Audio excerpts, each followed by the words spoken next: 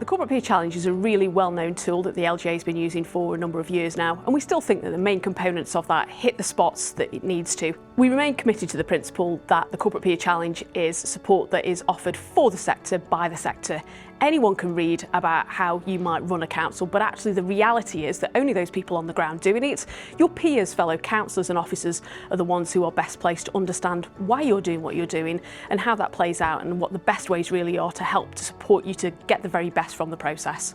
The Department for Levelling Up Housing and Communities have been really clear that they've got an expectation that councils should be perhaps looking to review themselves every 5 years, and I think that's a principle that we very much embrace as an organisation.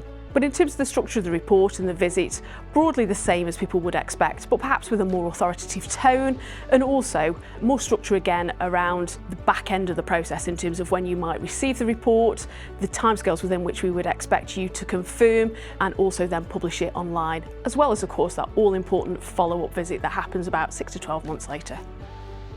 In local government, we're all so busy and times are so challenging, and we don't have an opportunity to stop and take stock of what we're doing, why we're doing it, and the impact of that.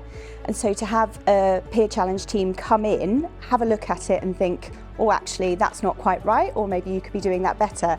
And to receive those reflections from officers and members with similar experience and a similar enthusiasm for the sector is completely invaluable. And it's just been absolutely brilliant to get those observations and be able to take those forward to make things better for our community in West Berkshire. The makeup of a peer team will usually have a chief executive as the lead peer, and they'll be supported by 1 or 2 peers who are elected members who bring that great political experience. And then you'll have officers with either governance experience, as economic experience, or any particular matters that are of interest to the local authority. So you tend to have a broad mix of seasoned and experienced professional people from within local government. Found the peer challenge really helpful. It was the first time we had one in our council, and it was really beneficial to get the experience and the knowledge of councils who are going through very, very similar challenges to us. It was really helpful in terms of bringing in best practice and learning into the council, and I hope that we gave them something to take away to their own councils too.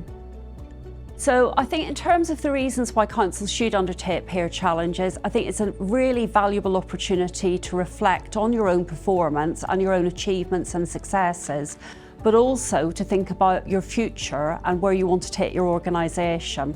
Councils might be facing financial challenges, governance challenges, or political change, and that's why a CPC can add real value. There's no harm ever in holding a mirror up to yourself and seeing how you're doing. All councils perform really well. They work to the best of their abilities in their local communities, working hard for people. But we all need sometimes a sense check, and the Corporate Peer Challenge really helps that. These aren't just consultancy experts, these are individuals that come together collectively with the right kind of expertise between them to make sure that they support us and local authorities to provide and serve the public in the best way that we can. The scoping process was probably the most important part of this whole process. What it does is it puts you and your services under a microscope, and that is entirely appropriate. We have to hold ourselves to account in really difficult financial circumstances, but it provides you with an action plan too, so you can look at what you're doing to see if it's effective, to see if it's efficient, to see if you are using your resources in the best way possible, but also to hold yourselves to account as well. From my own perspective, I've learnt the importance of being open and transparent about the things that we're concerned with and worried about in the council. I've learnt the importance of making sure that the whole council is engaged in some of the corporate improvements and not just the improvements in their own services. And I've learnt the importance also of making sure that we build good relationships with people right across the sector. So in terms of my personal learning, I think it is that opportunity to reflect on your leadership style, the relationships within your corporate management team and the political relationships within an organisation. It's been an invaluable tool in helping us position ourselves for the future as an organisation.